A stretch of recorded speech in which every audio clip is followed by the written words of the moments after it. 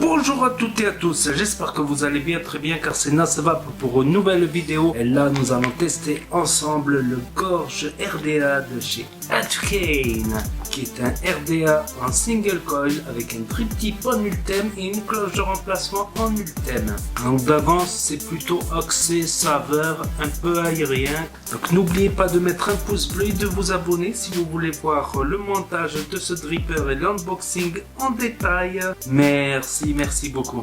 Donc voici le Gorge RDA de chez Adkane. Donc moi je l'ai pris en SS. Donc il est dans une boîte comme ceci. Là il y a les détails de tout ce qu'il y a dedans. Un scratch d'authentification. Et à l'intérieur nous avons une petite carte.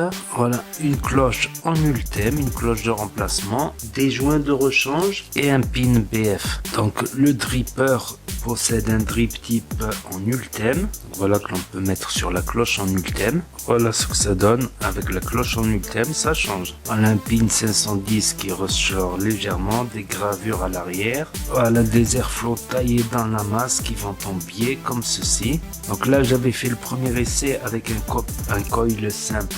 Avec un coil simple, j'avais pas trop apprécié finalement. Donc voilà, avec des clés Allen, on peut ouvrir le poste positif et le poste négatif. Et voilà, il y a une bonne cuve à l'intérieur. Le plot du pin 510 BF qui ressort un petit peu, ce qui permet de laisser un peu de liquide dans la cuve à chaque fois qu'on skank, histoire que le jus ne redescende pas directement dans la bottle à chaque skank quoi. Ça permet de laisser un peu de jus dans la cuve. Donc j'essaie d'y mettre un petit fuse Clapton. Donc ce que j'ai fait, c'est que j'ai enlevé un des deux vis, j'ai laissé l'autre que j'ai ouvert. Ensuite je vais remettre le petit vis et ensuite je viens le refermer.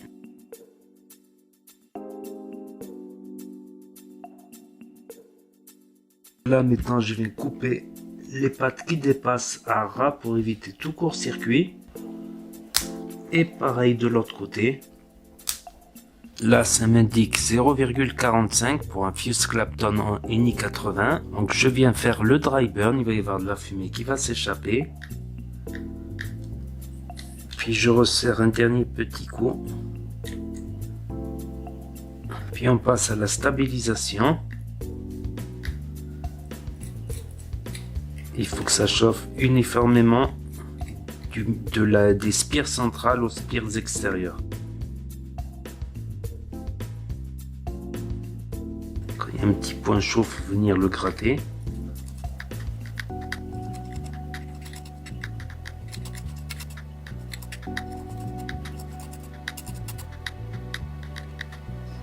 Et il faut bien qu'il chauffe de la spire du milieu aux spires vers l'extérieur. Ça a l'air bon. On va passer au cotonnage, toujours dans le sens de la fibre, qui est comme ceci. On coupe une petite pointe. On vient enrouler le bout en pointe, comme ça. Ensuite, on passe d'un côté et on vient rechercher de l'autre.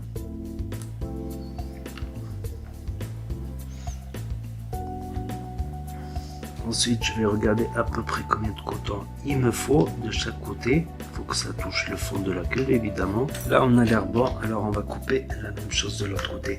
Ensuite, je viens aérer un peu le coton pour qu'il y ait un peu plus de capillarité.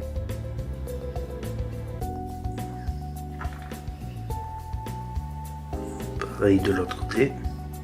Ensuite, je viens placer mes cotons au fond de la cuve. Ensuite, je peux passer au juice.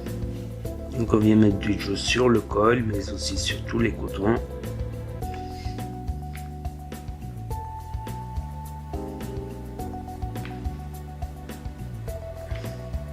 Pour mettre au fond de la cuve, on peut skanker là au milieu ou là sur les côtés. On va faire un petit test de fire pour voir si ça fait bien fire.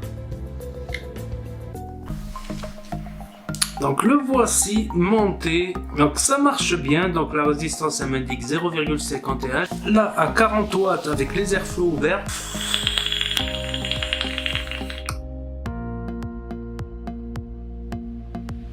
Points positifs et points négatifs, commençons par les points positifs. Il a un pin BF, donc c'est parfait pour monter sur une box BF en 24 mm. Donc il accepte des gros montages.